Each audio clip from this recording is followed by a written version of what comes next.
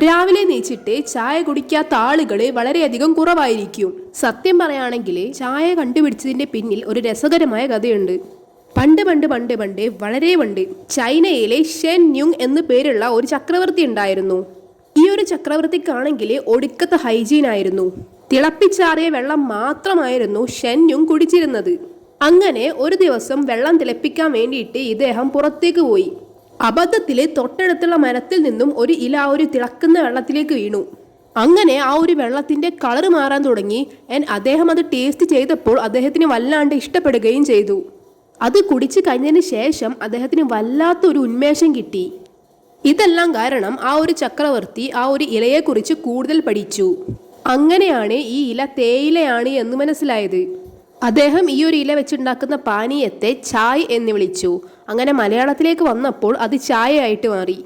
But still ഈ ഒരു കഥ എത്രത്തോളം യാഥാർത്ഥ്യമാണ് എന്നതിന് ഇന്നും തെളിവുകളില്ല. That is all about discovery of tea. Thanks for watching.